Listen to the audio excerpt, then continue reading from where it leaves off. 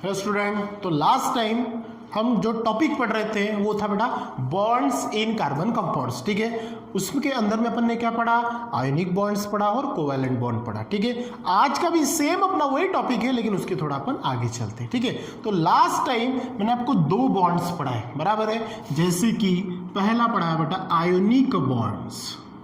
कौन सा बॉन्ड?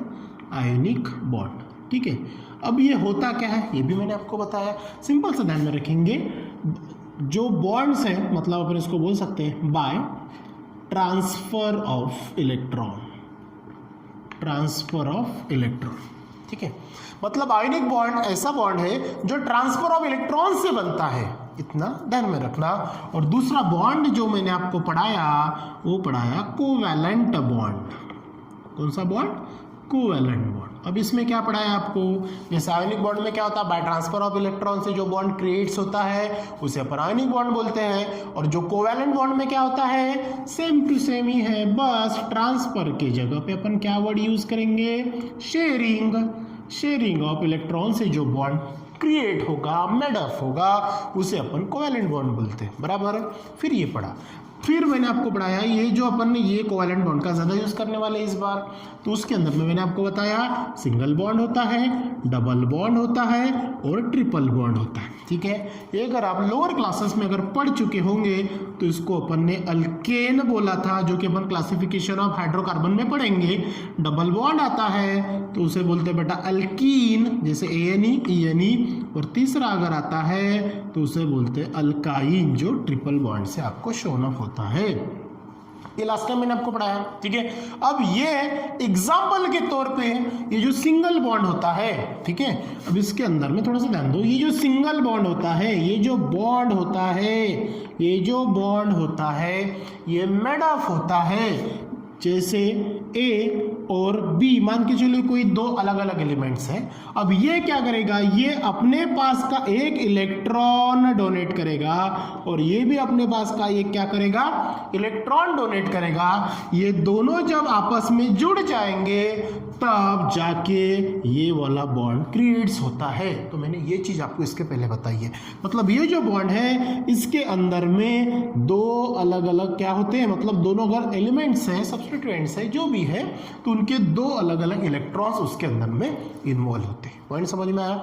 मतलब एक बॉन्ड अगर अपन लेंगे तो इसके अंदर में आपको दो इलेक्ट्रॉन मिलेंगे। ठीक है, अब वही टॉपिक अपन थोड़ा कंटिन्यू आगे करते। तो आज अपन देखेंगे कि भाई ये डबल बॉन्ड कैसे बनेगा। ठीक है ना। अब मैंने बोला कि एक बॉन्ड के अंदर में दो इलेक्ट्रॉन होते हैं, बराबर। अब ये मुझे अगर डबल बॉन्ड बनाना है तो क्या करना पड़ेगा, एवरी एलिमेंट, जैसे इन्होंने एक एक दिया तो सिंगल बॉन्ड बना, अब मुझे डबल बॉन्ड बनाना है तो इसके पास से भी मुझे दो इलेक्ट्रॉन लेने पड़ेंगे और इसके पास से भी मुझे क्या लेने पड़ेंगे, दो इलेक्ट्रॉन लेने पड़ेंगे। मतलब ये एक और एक के साथ में कंबाइन होकर एक बॉन्ड बनाएगा और दूसरा दूसरे के साथ में मिला के डबल बॉन्ड बनाएगा। कंसेप्ट समझ में आ रहा है?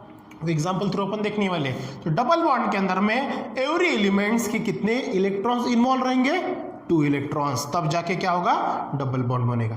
उसी प्रकार अगर मैंने 3 ट्रिपल बॉन्ड बनाए तो सिंपल सी बात है, कितने इलेक्ट्रॉन रहेंगे, मतलब तीनों इलेक्ट्रॉन रहेंगे, 3 इलेक्ट्रॉन्स रहेंगे। कंसेप्ट समझ में आ रहा है? क्योंकि अपने पास बॉन्डिंग है ना, single bond, double bond, triple bond. यहाँ तक क्लियर हो गया कंसेप्ट? चलो इसको अपन थोड़ा सा मिटा देते हैं ताकि वो आपके इंफॉर्मेशन का था। अभी सबसे पहले बेटा आपको ये सिंगल बॉन्ड बनाना है। कौन सा बॉन्ड बनाना है?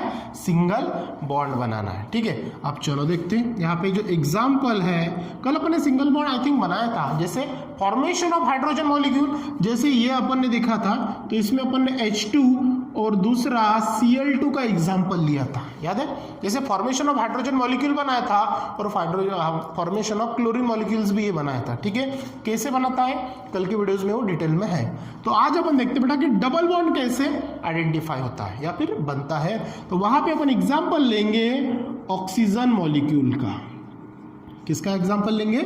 ऑक्सीजन मॉलिक्यूल का। अब देखो यहाँ पे ये जो ऑक्सीजन मॉलिक्यूल है, अभी O2 अगर सिंगल रहता तो ऑक्सीजन, और ये O2 है मतलब 2 टाइम्स ऑफ ऑक्सीजन है, तो ये ऑक्सीजन मॉलिक्यूल। अगर मैं इसको थोड़ा सा और डिस्क्राइब कर दूं तो ये बन जाएगा O और O, बराबर है ना दोनों, ठीक है। अगर अपन इसकी हिस्ट्री देखेंगे तो ऑक्सीजन का एटॉमिक नंबर आता है 8 और इसका भी एटॉमिक नंबर आता है बेटा 8। अगर और आगे चलेंगे तो इसका इलेक्ट्रॉनिक कॉन्फ़िगरेशन बनता है 2,6 और इसका भी इलेक्ट्रॉनिक कॉन्फ़िगरेशन बनता है 2,6, बराबर, ठीक है। अब first orbit about this structure और एट बोर्स एटॉमिक मॉडल, तो फर्स्ट शेल में 2 इलेक्ट्रॉन होना जरूरी है, अनिवार्य है, ये बोर्स एटॉमिक मॉडल ने आपको बताया। तो उसमें 2, 8, 18, 32 ये स्ट्रक्चर होना चाहिए। तो यहाँ पे देखो 2 पहली ऑर्बिट कंप्लीट है, लेकिन सेकंड ऑर्बिट में आपको कितने इलेक्ट्रॉन्स चाहिए? 8। यहाँ पे कितने अवेलेबल है? 6, मतलब इसकी 2 की रिक्वायरमेंट और बाकी है। मतलब ये क्या करेगा? दोनों इलेक्ट्रॉन्स का जो शेयरिंग है वो किसी ना किसी के साथ करेगा, बराबर है। और शेयरिंग ऑफ इलेक्ट्रॉन से जो बॉन्ड बनता है उसे अपन क्या बोलते हैं? कोवैलेंट बॉन्ड बोलते हैं। शेयरिंग कुछ समय के लिए स्टेबिलिटी फॉर्म करने के लिए उसका यूटिलाइजेशन करेगा, परमानेंट नहीं करेगा। अगर परमानेंट करता है तो वो आयनिक बॉन्ड्स हो जाएगा, उसकी मेथड थोड़ी अलग है। अपन यहाँ पे मैक्सिमम यूज करेंगे कोवैलेंट बॉन्ड का जो शेयरिंग ऑफ इलेक्ट्रॉन से बनता है। तो चलो देखते हैं। अगर मैं पहले ऑक्सीजन का स्ट्रक्चर बनाऊं तो ये बन जाएगा मेरा न्यूक्लियस, और फिर ये पहली ऑर्बिट, और ये बन जाएगी बेटा मेरी दूसरी ऑर्बिट, ठीक है। अब यहाँ पे पहले ऑर्बिट में कितना हो जाएगा? 2, दूसरे इसमें कितने रहेंगे? 6, कितने हो गए? 1, 2, 3, 4, 5 और 1, 6 हो गया। ये 2,6 पहला, ये हो गया पहला ऑक्सीजन अपना। फिर अगर मैं यहाँ पे दूसरा अगर ऑक्सीजन बनाता हूँ तो फिर से वही सेम स्ट्रक्चर मेरा फॉर्म हो जाएगा, ठीक है। हो गए 6, ये भी ऑक्सीजन हो गया, ये 2,6 वाला, ये 2,6 वाला, और ये भी बन गया ऑक्सीजन। अब ये O+ O, अगर मुझे एक रिएक्शन करनी है O+ O, it gives us O2। ये स्टेबल है, बराबर है ना, O2 ये स्टेबल है। अब कैसे स्टेबल है वही तो देखना है कि बॉन्ड बनाता कैसे। चलो अब यहाँ पे देखो, अब ये मैं अंदर वाले सर्कल जो है समझने के लिए थोड़ा सा उसको भूल जाते हैं या फिर मिटा देता हूँ। ये पहला है, ये क्या है? पहला ऑक्सीजन। इसके पास में कितने हैं आउटर मोस्ट ऑर्बिट में? 6, ठीक है। यहाँ पे निकाल दिए मैंने 4, अब कितने बचे? और ये दूसरा वाला अगर मैं यहाँ पे ओवरलैप करा दूँ, ठीक है, दूसरा वाला क्या करा दूं मैं? ओवरलैप करा दूं, ठीक है। अब देखो मैं वहां पे थोड़ा सा, एक सेकेंड ना, कलर पेन का मैं यूज करता हूं। चलो देखते हैं। यहाँ पे इसके ये जो पहला है इसके ये 2 इलेक्ट्रॉन्स में यहाँ पे दिखा देता हूँ, ठीक है। थोड़ा सा एक सेकेंड, ठीक है, ताकि आपको अच्छे से क्लियर हो जाए। अब ये हो गया पहला वाला अपना, कितने हैं यहाँ पे? 6, ठीक है। ये हो गए इसके 6। देखो आउटर मोस्ट ऑर्बिट में 6 इलेक्ट्रॉन है, बराबर है। ये पहला ऑक्सीजन 1, 2, 3, 4, 5, 6 दिख रहा है आपको अच्छे से। अब जो दूसरा है, दूसरा जो ऑक्सीजन अगर मैं इसके साथ में इसको कंबाइन करा दूं, ज्वाइन करा दो, क्यों? क्योंकि इनको क्या करना है बेटा? स्टेबिलिटी फॉर्म करना है। तो ये क्या करते हैं आपस में? Sharing of electrons. अब देखो इसके पास में भी क्या है? 6 इलेक्ट्रॉन्स है, 1, 2, 3, 4, ये निकाल दिए मैंने, कहीं पे भी निकाल दो, ठीक है। लेकिन ये क्या करता है? अपने 2 इलेक्ट्रॉन, देखो अपने 2 इलेक्ट्रॉन इसके साथ में इन्वेस्ट करता है। क्यों इन्वेस्ट करता है? क्योंकि स्ट्रक्चर देखो ना, इसको नीड कितने इलेक्ट्रॉन की है? 2, और इसको भी कितने इलेक्ट्रॉन की नीड है? 2। तो ये क्या करते हैं? अपने 2 इलेक्ट्रॉन उसके साथ में शेयर करता है, और वो ऑक्सीजन अपने 2 इलेक्ट्रॉन इसके साथ में शेयर करता है। अब यहाँ पे जो शेयरिंग होती है तो ये बन गया आपका O2, बराबर है। अब ईच ऑक्सीजन के पास में देखो, आप काउंट करो, हर एक के पास में कितने होना चाहिए? 8। हर एक के पास में कितने होने चाहिए बेटा? 8। तो यहाँ पे चेक करो, ये कितना है? देखो ये फर्स्ट, ये सेकंड, ये थर्ड, ये 4, बराबर है। अब ये 4 और ये वाले कौन से हैं? ये भी 4। 4 और 4 कितना? 8। स्टेबिलिटी होगी कि नहीं होगी? चलो ये पहले का हो गया। दूसरे के देखो, यहाँ पे 1, यहाँ पे 2, यहाँ पे 3, यहाँ पे भी 4, और यहाँ पे ये 4 हो गया। और ये भी काउंट कर लो, कितने हो गए?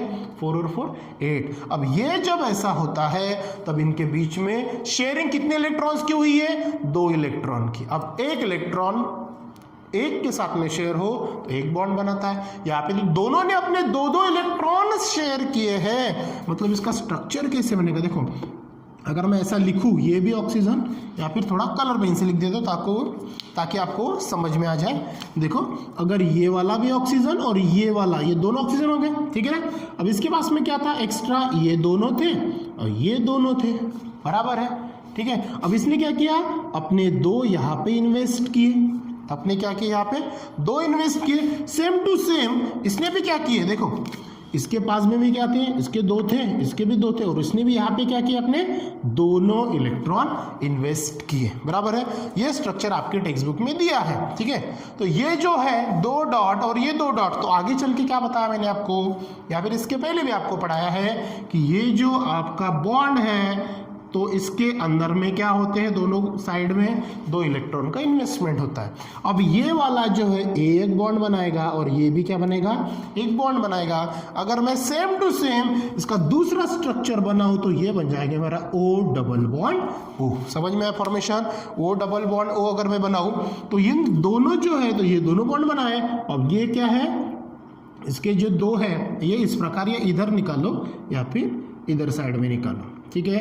तो ये क्या है, जो वैकेंट इलेक्ट्रॉन है जो एक्स्ट्रा है, पॉइंट समझ में आया। तो ये जो है ये डॉट लाइन स्ट्रक्चर है। कौन सा स्ट्रक्चर है, डॉट लाइन स्ट्रक्चर। तो फॉर्मेशन ऑफ डबल बॉन्ड समझ में आया, जो ऑक्सीजन मॉलिक्यूल के साथ में अपन लेते हैं। उसी प्रकार अपन नेक्स्ट एग्जांपल देखेंगे, जो अभी तक अपन ने क्या पढ़ाया, मतलब पढ़ा पहला मतलब सिंगल बॉन्ड फॉर्मेशन कैसे होता है, बाद में O2 मॉलिक्यूल के साथ में क्या पढ़ा, डबल बॉन्ड कैसे होता है जिसमें शेयरिंग ऑफ 2 इलेक्ट्रॉन्स होते हैं। अब थर्ड पॉइंट जो है वो फिर से एग्जाम्पल देखते बेटा अपन नाइट्रोजन मॉलिक्यूल्स का। सेम टू सेम है, ये फट्टा से आपको समझ में आ जाएगा, ठीक है। अब नाइट्रोजन मॉलिक्यूल्स बनता कैसे है, ठीक है। अब नाइट्रोजन है तो नाइट्रोजन का एटॉमिक नंबर कितना है, यस 7 है ना। तो नाइट्रोजन का एटॉमिक नंबर है 7। अगर मैं इसका इलेक्ट्रॉनिक कॉन्फ़िगरेशन निकालूं तो ये क्या बन जाएगा 2,5 है ना, 2,5 तो ये इस प्रकार से बनेगा।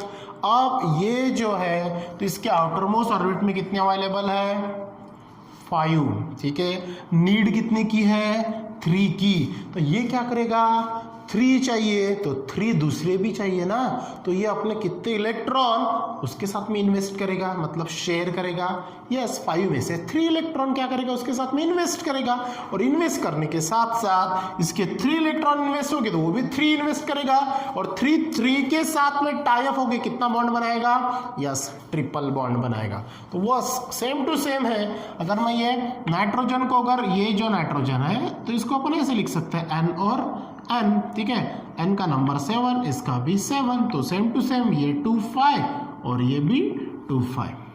Got the point. Same to same उसी प्रकार से ये चलेगा। अगर मैं स्ट्रक्चर बनाऊं तो ये पहला न्यूक्लियस पहला और ये दूसरा, पहले केस में कितना आ जाएगा 2 और दूसरे यहाँ पे कितने आ जाएंगे 5। ये बन गया अपना पहला नाइट्रोजन। फिर से वही क्या हो जाएगा 2, और फिर यहाँ पे क्या आ जाएंगे फिर से 5। ये सर्कल है, सर्कल नहीं ध्यान में रखना, ये इलेक्ट्रॉन है। अब ये भी नाइट्रोजन है तो आपको क्या बनाना है नाइट्रोजन का मॉलिक्यूल। क्या बनाना है आपको नाइट्रोजन का मॉलिक्यूल।